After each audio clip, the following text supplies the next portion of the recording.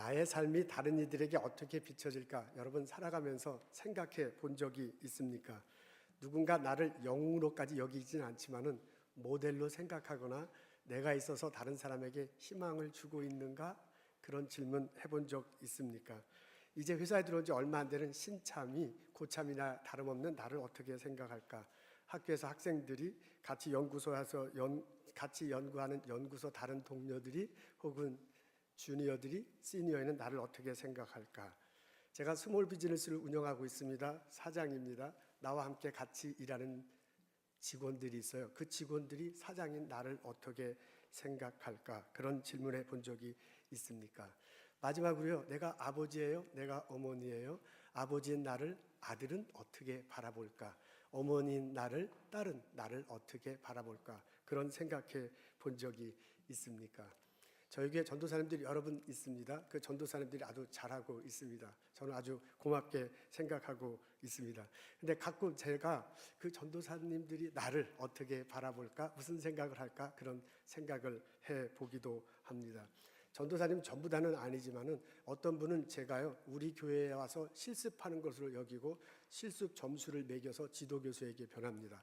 그래서 그 점수가 잘 나와야 이 졸업하는데 지장이 없습니다. 어떤 분들은 연합감리교대에서 목사 한수를 받아요. 그래서 제가 추천서를 잘 써야 이게 좀 목사 한수 받는데 지장이 없습니다. 여러분 보기 어떨지 모르지만 제가 나름대로 권력을 가지고 있는 사람이에요. 그래서 전도사님이 내 앞에 와서요 어려운 척해요. 나를 존경하는 척합니다. 그래서 겉으로 볼 때 저 사람들이 나를 존경하구나 라고 생각을 하지만 가끔 정말 속으로 나를 어떻게 생각할까 존경할까 하는 질문을 해보기도 합니다. 그럴 때마다 저는 참 부담스럽습니다. 왜냐하면 제 자신이 그만큼 하지 못하고 있다고 생각할 때가 있기 때문에 그렇습니다. 제가 좀 나이가 많아요. 제가 좀 경험이 있어요. 내가 담임 목사니까 앞에서 저러는 거지 정말 내가 그 사람들에게 모범을 만큼 그렇게 목회 활동을 하고 있는가? 라고 스스로 질문해 볼 때도 가끔 있습니다. 제게 아들이 있어요. 그 아들이 아버지 나를 어떻게 바라볼까 하는 생각을 하면요 간혹가다 미안합니다. 아버지로서 아들에게 좀 더 잘해줬으면 어렸을 때 그냥 막 잘 먹였으면 좀 더 키가 컸을 텐데 하는 그런 미안함 같은 것이 있습니다. 제가 담임 목사인데 목사로서 아버지가 좀 더 깊은 영성을 보여서 아들에게 대했으면 좀 더 낫지 않았을까라는 그런 생각을 해본 적도 있습니다. 여러분 어떻습니까? 여러분은 살아오면서 그런 질문을 스스로 던져본 적이 없습니까? 그럴 때 여러분 마음은 어떤 마음이십니까? 오늘 저희들은 신명기 6장 20절부터 24절에 있는 말씀 읽었습니다. 짧은 분량입니다. 그래서 성질 급한 사람은 짜장면 한 입에 먹어버리듯이요 쉽게 그냥 후딱 읽어볼 수 있는 그런 내용입니다. 내용도 그렇게 어렵지 않아요. 이스라엘 백성들이 애굽에 있다 광야를 갔다 가나안으로 들어갔다. 하나님께서 그렇게 하셨으니 그 하나님이 말한 말씀대로 살아가면 복을 받을 것이다. 아멘 할렐루야. 그런 내용이 적혀져 있습니다. 그래서 별로 그렇게 눈에 띄일 만한 내용이 그곳에 있는 것이 아니에요. 그래서 우리 모두는요 별 생각 없이 신명기를 읽으면 신명기 6장 읽으면 앞부분을 읽지 뒷부분은 그냥 슬슬슬 이렇게 넘어가게 마련입니다. 그런데 이 짧은 내용을 심각하게 들여다본 사람이 있습니다. 폰 라드라는 구약학자입니다. 독일 하이델베르크에서 연구하고 가르쳤는데요. 이분의 주장에 의하면 20절부터 24절까지 25절은 아니에요. 20절부터 24절까지를 구약시대 때 이스라엘 백성들이 전부 다 암송했을 것이다 라고 이렇게 말하고 있습니다. 마치 오늘날 우리들이 사도신경을 암송했듯이 그 사람들도 그렇게 했을 것이다 라는 이야기입니다. 그래서 성소에서 첫 열매를 드릴 때 기도하듯이 암송했을 것이고요. 하나님이 이스라엘을 어떻게 구원했는지를 말할 때 신앙 고백 형식으로 암송했을 것이다. 그리고 마지막으로요. 이스라엘 백성들이 다 같이 모여서 총회를 하는데 자신들의 정체성, 아이덴티파이를 다시 한번 확인하기 위해서 암송했을 것이다 라고 그렇게 주장합니다. 심지어는요 이 짧은 구절을 바탕으로 해서 이 뼈대로 해가지고요 창세기, 출애굽기, 레위기, 민수기, 여호수아까지 이 6개가 배열되고 쓰여졌을 것이다 라고 말하기까지 합니다. 학자의 학설이에요. 그래서 찬반의 여론이 참 많이 있습니다. 그래도 이분의 글을 읽어보면 적어도 이 부분을 짜장면 한 그릇 후다닥 먹어 치우듯이 지나갈 수만은 없는 것이구나 하는 것을 알게 됩니다. 본문을 열심히 읽고 묵상하다 보면 이 안에 흐름이 있는 것을 알 수 있습니다. 장소가 바뀌고 있습니다. 처음에는요 애굽에 있다고 그랬어요. 그러다 여기 표현대로 보면 성경에 나오는 표현은 애굽에 있다가 나중에 애굽을 나왔대요.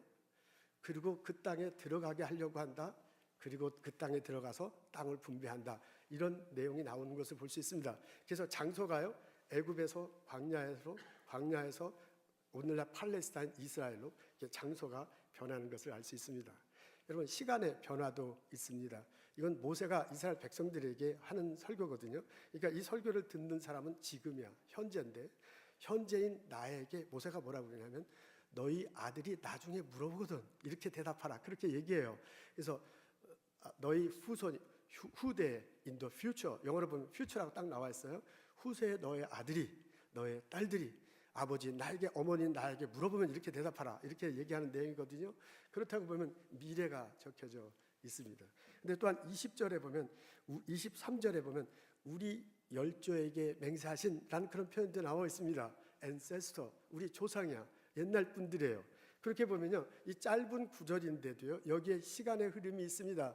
옛날에 조상에 때 했던 것 지금 설교를 듣고 있거나 아니면 암송하고 있는 나 우리들 그리고 우리의 아들과 딸들이라는 식으로요 과거에서 현재와 미래로 옮겨가는 것을 알 수 있습니다.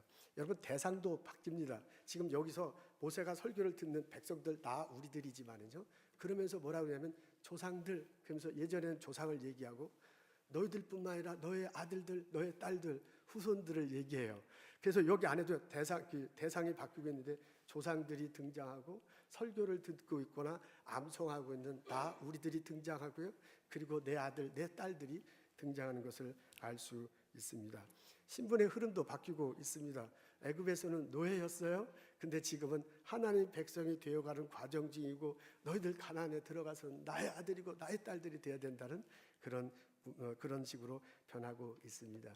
이 흐름을 주도하시는 분은 당연히 하나님이세요. 문법으로 봐도요 하나님이 주어고요 내용으로 봐도 하나님이 주관하십니다. 그 하나님이 위대한 능력의 손을 가지고 있어요. Mighty hand. 우리 영어 복음서가 부르면 자주 나오는 Mighty hand를 가지고 있는 그분이요 지금 이 전체 흐름을 주관하고 있습니다. 애굽 왕과 애굽 나라의 시스템을 눌러버려. 그리고 이스라엘 백성들을 끄집어내고요 가나안에 시내반도에 있고요. 그다음에 이제 가나안으로 들어가게 하는 것입니다. 이 전체적인 흐름을 주관하는 분은 하나님이다. 그런 내용입니다. 이런 식으로요. 우리가 이 본문을 쭉 읽어보면 이 짧은 본문 안에 엄청난 흐름이 있다는 것을 우리는 알 수 있습니다. 근데 구약학자 폰 라든은요. 이것 말고 더 굵은 흐름이 이 안에 있다라고 그렇게 주장합니다. 그게 뭐냐면 약속과 성취예요. 지금 이스라엘 백성들한테 모세가 설교하는데 뭐냐면 너희 조상들에게 약속한 것이 있다. 그 약속을 하나님은 반드시 성취할 것이다 라고 말하고 있다는 것입니다. 그래서 그분의 주장에 의하면 약속과 성취가 가장 큰 물줄기야. 가장 큰 흐름이야. 거기에다가 장소가 바뀌고요. 시간이 바뀌고요. 사람이 바뀌고요. 그 다음에 신분이 바뀌면서 여기에 이렇게 흐름이 흘러가고 있다. 그런 말입니다. 이런 생각을 가지고 본문의 구조를 파악하고요. 이런 생각을 가지고 본문을 곰곰이 들여다보면 우리 눈앞에 가장 많이 떠오르는 구절이 있습니다. 그게 뭐냐면 24절입니다. 여러분 앞에 스크린에 나올 텐데요. 우리 다 같이 한 목소리로 읽었으면 좋겠습니다. 시작. 여호와께서 우리에게 이 모든 규례를 지키라 명하셨으니 이는 우리로 우리 하나님 여호와를 경외하며 항상 복을 누리게 하기 위하심이며 또 여호와께서 우리로 오늘날 같이 생활하게 하려 하심이라 했습니다. 여러분 이게 세 개 구절로 되어 있는데요. 첫째에 질문과 대답이라는 그런 포맷으로 되어 있어요. 아버지가 성경을 읽고 있었나 봐요. 아들이 아버지한테 물어봐. 그 성경이 무슨 뜻입니까? 그게 20절에 나와요. 그러면 아버지가 대답을 해야 될 거 아니에요. 그 대답이 24절에 나오는데요. 요지는 뭐냐면 하나님을 경외하라라는 그런 게 대답이에요. 그러니까 아들이 아버지한테 당신이 읽고 있는 성경이 무슨 뜻입니까? 대답하면 대답에 분명한 질문을 하면 대답은 하나님을 경외하라라는 뜻이 있다라고 아버지가 대답해야 된다라는 식으로 지금 설교를 하고 있습니다. 근데 이렇게 제가 지금 명확하게 딱 얘기하면 그런가 본데 하는데요. 우리가 처음 성경을 읽으면 이게 지금 대답인데 이 대답이 상당히 두루뭉실해요. 그게 그거 같고 이게 이거 같아. 그래갖고 지금 무슨 대답을 어떻게 하는지 명확하지 않습니다. 그래서 이 24절을요 읽고 또 읽고 한국말 새 번역으로도 읽고 영어 다른 번역으로 읽다 보면 이렇게 좀 약간의 정돈이 됩니다. 이게 좀 문법적으로는 그렇지 않지만 내용상으로 분류하자면 세 개의 문장으로 말할 수 있습니다. 그 다음 페이지요. 첫 번째 문장은 뭐냐면 여호와의 규례를 규범을 우리 식으로 하면 우리가 갖고 있는 성경 말씀이에요. 성경 말씀을 지켜 하나님을 경외하라. 그게 첫 번째 문장이에요. 지금 모세가 가르쳐주는 첫 번째 문장이에요. 두 번째 문장은 뭐냐면 그러면 너가 오늘을 살 것이고 복을 누리게 될 것이다. 그리고 마지막 세 번째 문장은 뭐냐면 오늘날처럼 항상 이렇게 구분할 수 있습니다. 너가 하나님 말씀을 잘 지키고 하나님을 경외하라. 그러면 너가 오늘을 살 것이고 그 복을 누리게 될 것이다. 오늘처럼 항상 이렇게 말할 수 있습니다. 여러분 이렇게 정돈해놓고 곰곰이 생각해보면요. 자세히 들여다보면 걸리는 구절이 하나 있습니다. 그게 뭐냐면 오늘날처럼이에요. 지금처럼 너가 항상 하나님 말씀을 잘 읽으면 살게 될 것이고 복을 받게 될 것이다. 지금 그런 얘기거든요. 오늘날처럼이라니. 항상 앞으로도 이제 그렇게 될 거니까 그건 그렇다 지금은. 지금처럼 오늘날처럼 이렇게 될 것이다라고 말하는 건데 이 오늘날처럼이 마음에 걸립니다. 사실 이 내용을 보면요. 오늘날처럼 복을 받을 것이다 그런 얘기거든요. 그렇다면 지금 이스라엘 백성들이 지금 상황, 지금 모습이 복을 받고 있는 모습이어야 되거든요. 그러니까 지금처럼 내가 지금 복을 누리고 있는데 항상 복을 받게 될 것이다. 그렇게 말할 수 있는 거잖아요. 근데 곰곰이 생각해 보면 이 말씀을 듣고 있는 이스라엘 백성이 지금 현재 그 모습이 복을 받고 있는 모습인가? 라고 질문해 보면 마음에 걸린다. 그 말입니다. 왜냐하면요, 이 말씀을 듣는 이스라엘 백성들이 사람의 눈으로 보면, 우리 인간적으로 생각해 보면 복을 받고 있는 중이 아니기 때문에 그렇습니다. 이 사람들이 처음 이 설교를 들은 사람은요, 애굽을 탈출한 2세들입니다. 처음 애굽을 탈출한 1세대들은 이미 다 돌아가셨어요. 그리고 이제 2세들, 그 중에서 갈렙과 여호수아만 남잖아요. 그리고 출애굽 2세대들이 오늘날 요단강 건너편에서요, 이 설교를 듣고 있는 거야. 그리고 요단강 건너서 이제 가나안으로 들어간다는 그런 상황입니다. 근데 그분들의 상황이 곰곰이 생각해 보면 그렇게 복되다라고 말할 처지는 아니다, 그런 이야기입니다. 처음 애굽을 나올 때 이스라엘 백성들은 가나안을 쉽게 들어갈 줄 알았습니다. 그냥 시내반도를 건너면 10일 정도면 들어간다고 해요. 그러니까 막 그 많은 사람들이 가니까 뭐 10일 안에 갈 수는 없어도 한 달 안에는 다 들어갈 거 아니에요. 그런 생각을 가지고 가나안으로 출발을 했는데 실제로 40년 동안 이스라엘 백성들은 들어가지 못했습니다.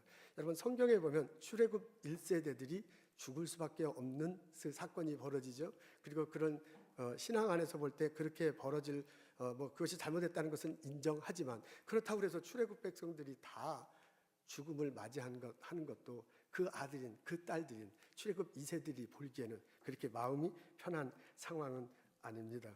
여러분 40년 동안 제대로 먹고 마시지도 잘 못했을 것입니다.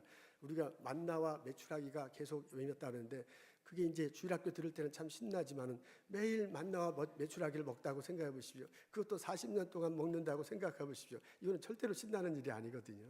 그러니까 제대로 먹지도 제대로 마시지도 못하는 그런 상황이었을 것입니다.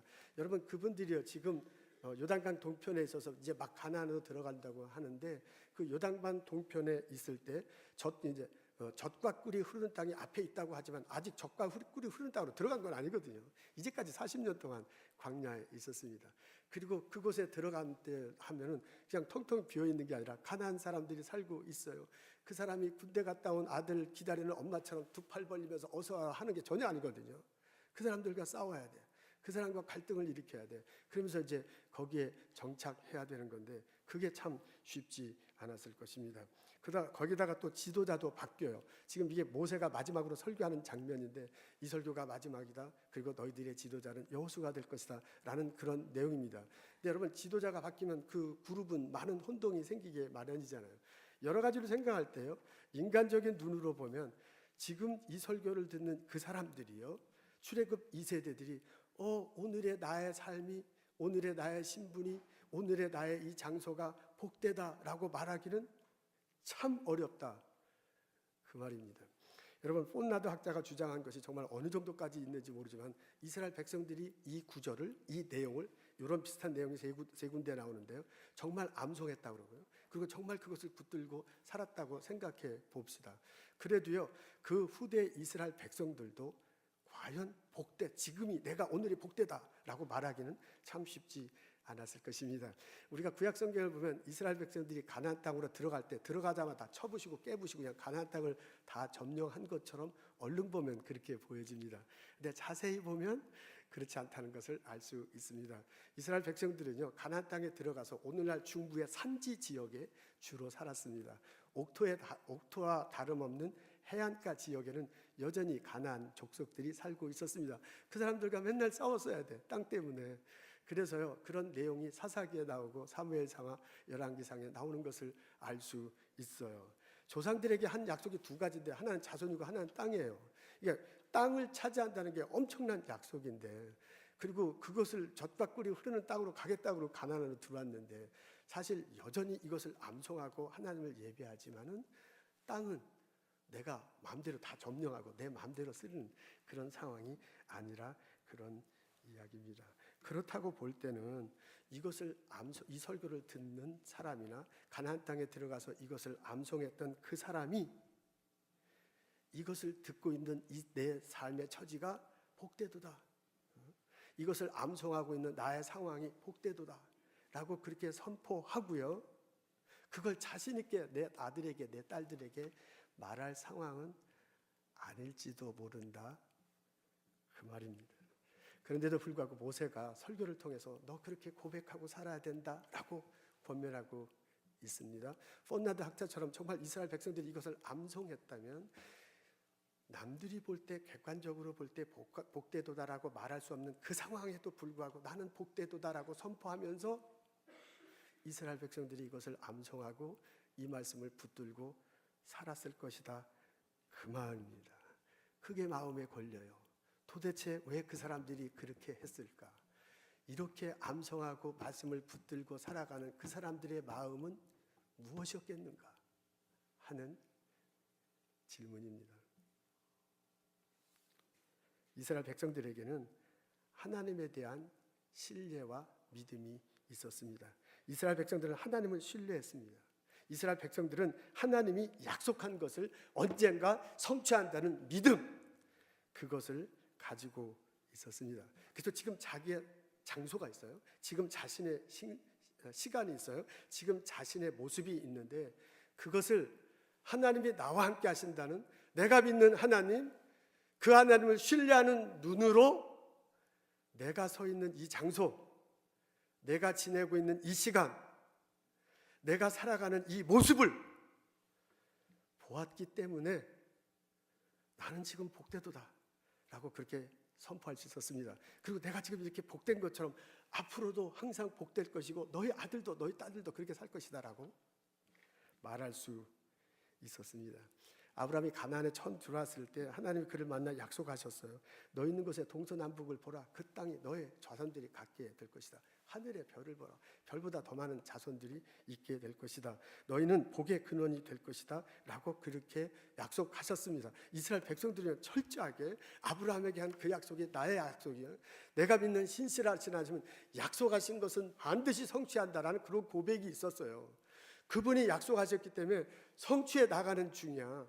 지금 나는 이 시간은 하나님께서 약속하신 그걸로 성취해 나가는 시간 중에 지금 이 시간이고요. 하나님께서 약속하신 장소 중에 지금 이 장소시고요. 하나님께서 그렇게 미래의 나를 바꿔갈 모습 중에 이 모습이에요 라고 그렇게 자기 자신을 이해했습니다. 했습니다. 여러분, 인간적인 눈으로 본다면 지금 이 장소, 지금 이 시간, 지금 이 나의 신분은 보잘것없을 수 있습니다. 그러나 내가 신뢰하는 하나님, 그 하나님의 눈으로 내가 있는 이 장소, 내가 있는 이 시간, 내가 이 모습을 바라본다면 전혀 다르게 나 자신을 바라볼 수 있다, 그런 얘기입니다. 하나님의 본 그분이 나와 함께하는 나의 이 모습은 복된, 지금 이 순간은, 오늘날은 복된 모습이다, 그런 이야기입니다. 생각해 보면 내가 지금 이 장소에 있는 것은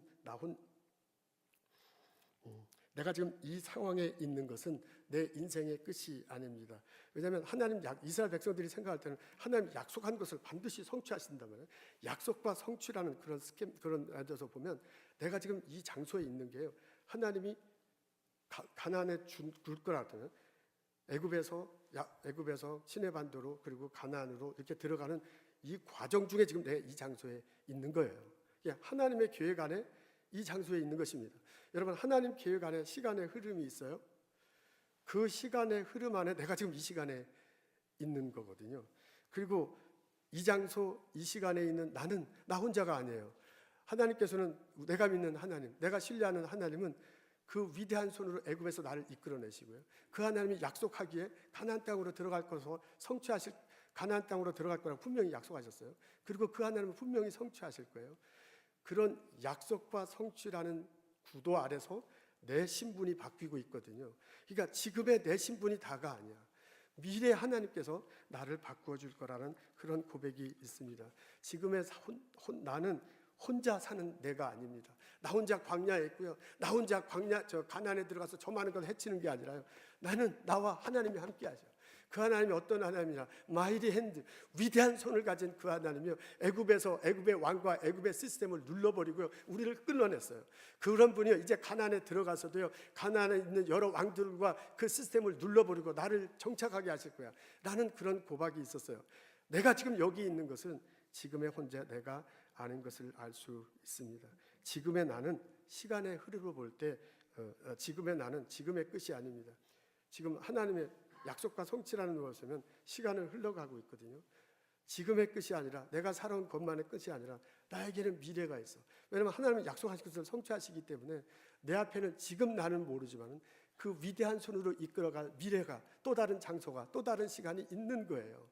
그런 또 다른 장소에 또 다른 시간으로 나는 변해가고 있어요 라고 생각한다면, 지금의 모습이 아니라 미래에 변할 내 모습을 생각하고요, 미래에 하나님께서 이루어질, 성취하셨을 때 내 모습을 생각하고 지금을 바라볼 수 있다, 그런 이야기입니다. 그렇게 본다면 지금의 나는, 지금의 이 장소는, 지금의 이 시간은 나에게 있어서 엄청나게 복된 삶이라고 고백할 수 있습니다. 아들이 아버지에게 물어봐요.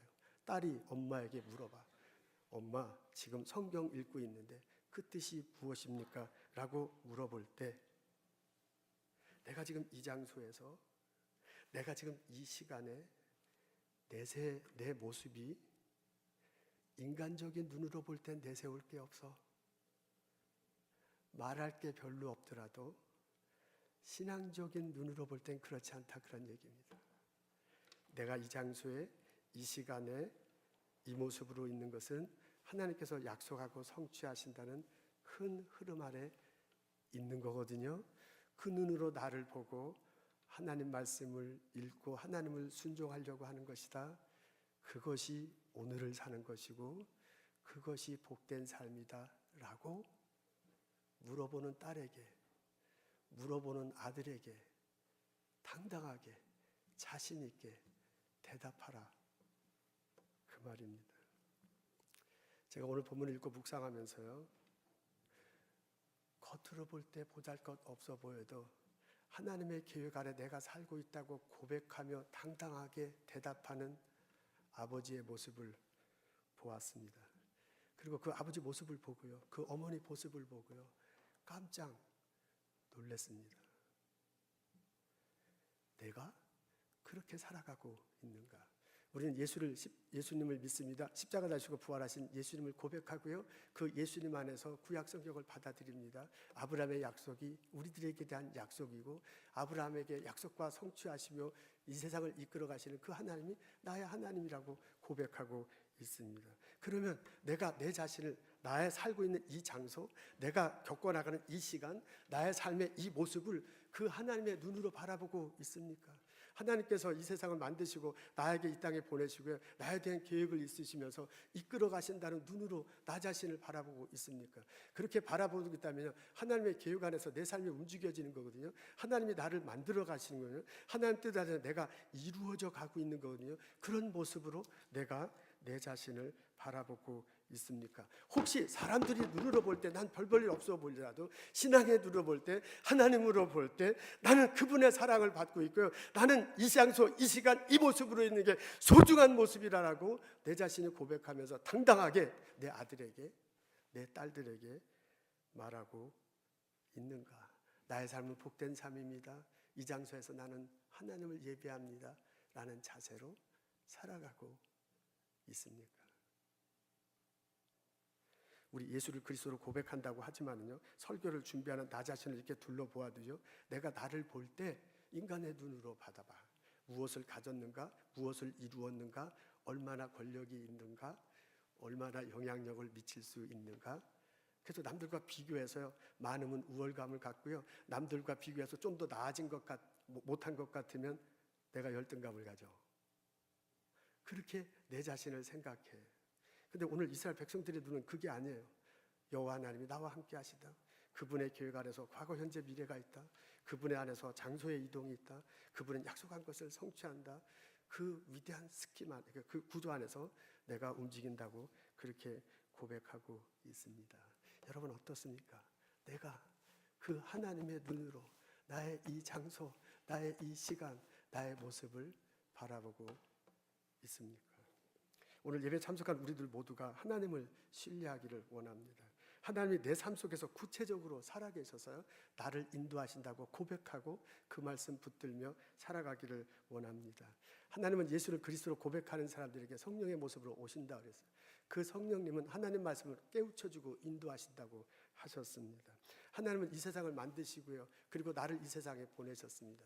그리고 그 하나님은 나를 통해서 이 세상이 좀 더 나아지기를 원하고 있습니다. 그 하나님은 이 세상이 나중에는 하나님 나라가 되기를 원하고 있습니다. 그래서 나에게 은사를 주시고요, 그래서 나에게 공부하게 하시고요, 그래서 나에게 이곳에 와서 일하게 하셨습니다. 하나님은 그런 뜻이 있어서 한국에서 태어나게 하고요, 미국에 있게 하고요, 그리고 언젠가 우리 다 같이 계속 있으면 너무너무 좋겠지만 또 다른 것으로 하나님 계획 안에 또 다른 시간에 움직일지도 모릅니다. 움직일지도 모릅니다. 이렇게 하나님 계획 안에 우리는 살아가고 있습니다. 그러다가 언젠가는 우리가 천국에 가서 영원히 살게 될 날도 올 것입니다. 성경에 분명히 그렇게 약속했거든요. 그러니까 약속하신 것을 성취하신 하나님이 지금 뭐 벌써 죽음을 생각합니까? 이렇게 생각하지 마세요. 언젠가 우리도 이 땅을 떠날 때가 있고, 근데 언젠가는 분명히 성경에서 약속했으니까 그 약속을 성취하시는 신실하신 하나님이니까 나는 천국에 가서 산다라고 고백하면서 살아갈 수 있게 되는 것입니다. 그런 과정 안에서 내가 이 장소에 살고 있고요, 그런 시간의 흐름 안에서 내가 이 시간 살고 있고요, 그렇게 하나님과의 관계 속에서 내 신분이 변하고 있는데 그런 과정에서 내 모습을 지금 보이고 있다, 그런 이야기입니다. 이런 눈으로 나를 본다면 지금의 내 모습이 너무너무 소중합니다. 이런 고백으로 나를 본다면 지금의 이 장소가 너무너무 소중한 것입니다. 그런 눈으로 나를 본다면요, 지금의 이 시간이 너무너무 소중한 것입니다. 나는 하나님이 함께 하시고 그 위대한 손으로 나를 만들어 가시는 과정 중에 지금 있기 때문에 그렇습니다. 그래서 지금 이 장소, 지금 이 모습, 이 시간, 지금 이 모습이 누구보다도 무엇보다도 더 바꿀 수 없는 복된 것이다라고 고백하면서 살아갈 수 있습니다.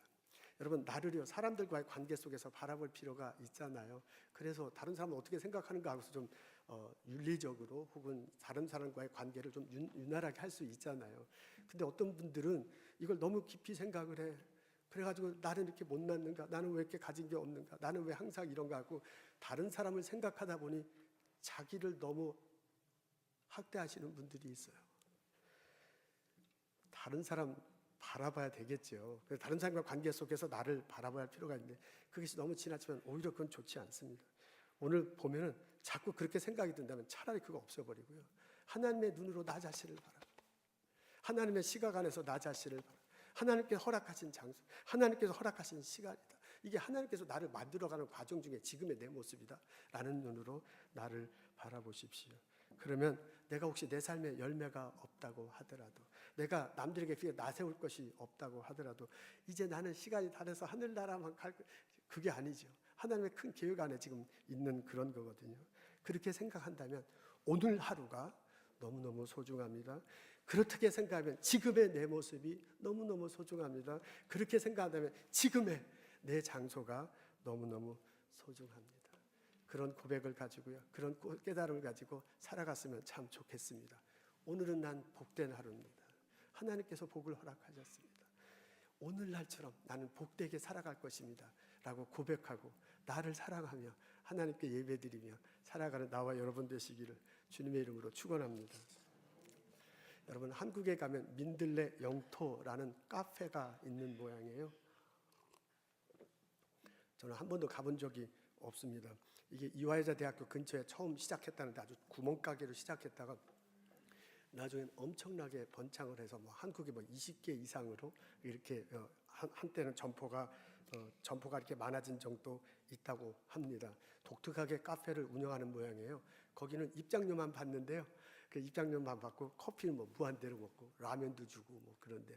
있고 싶은 만큼 계속 있고요. 거기서 모여서 스터디도 해도 되고 뭐 영화 봐도 되고 뭐 회의해도 되고 막 그런 모양이에요. 그러니까 카페는 카페인데 아주 독특하게 카페를 운영하는 모양입니다. 그래서 젊은 사람들한테 굉장히 많은 인기를 한때는 끌었다고 합니다. 이 카페의 주인장 이름이 지승용 씨입니다. 연세대학교 신학과를 나왔고요. 장로교 신학대학에서 목회학 석사를 했습니다.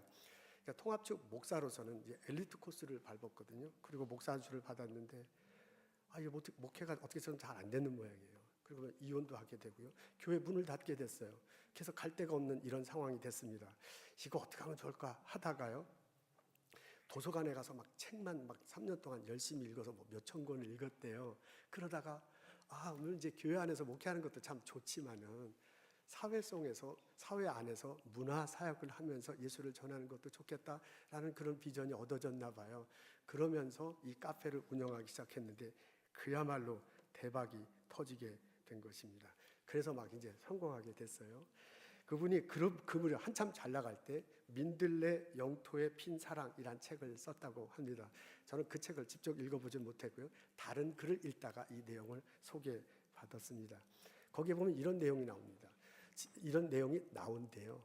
지승용 씨가 어렸을 때는 집안이 굉장히 부자였다고 합니다. 아버지가 이제 떵떵거리고 살았는가 본데 어느 날 빚보증을 잘못 썼다가 쫄딱 망해버렸어요.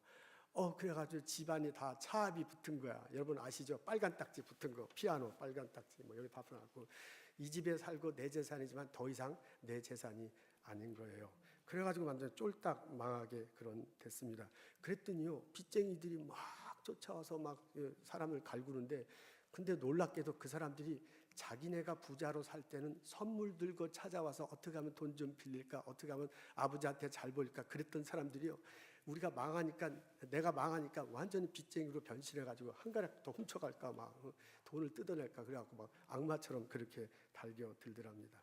그러니까 그런 집에서 살려면 얼마나 힘들고 고통스럽겠습니까?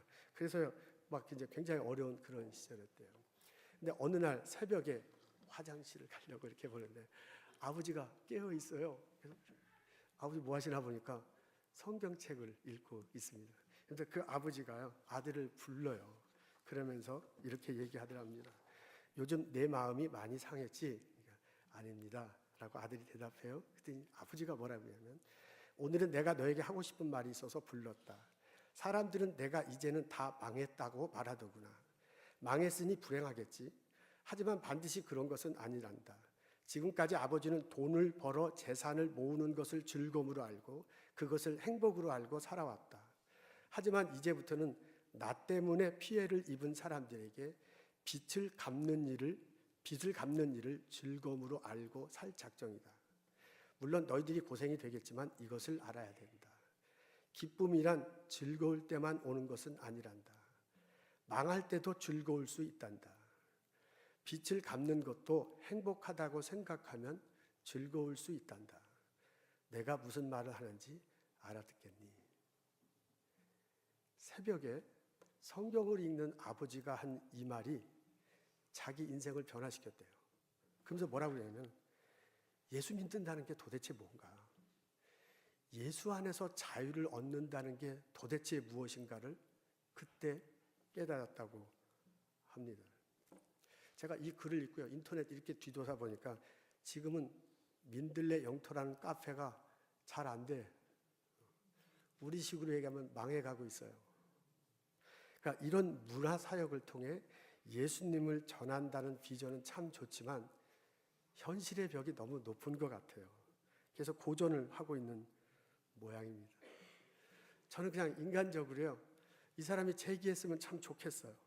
그래서 지금 그 사람을 바라보는 사람들에게 지금의 나는 하나님이 함께 일해 가시는 중이다 라고 그렇게 선포하면 참 좋겠어요. 근데 혹시 정말 이렇게 막 망해가다가 정말 아무것도 안 되더라도, 정말 진짜 망하더라도 아버지가 보여준 모습을 마음에 품고 당당히 살아갔으면 참 좋겠어요. 나의 오늘은 하나님이 함께하는 복된 하루입니다. 지금의 나의 일터는 하나님의 소중한 계획 아래 있는 장소입니다. 지금의 나의 모습은 하나님을 신뢰하기에 그분이 복 내려주심에 덧입힌 그렇게 살기 때문에 충분히 아름다운, 충분히 자랑스러운 그런 삶의 모습입니다. 하나님을 믿고 하나님을 신뢰하고 그분의 눈으로 나를 바라보면서 오늘을 살아가는 나와 여러분 되시기를 주님의 이름으로 축원합니다.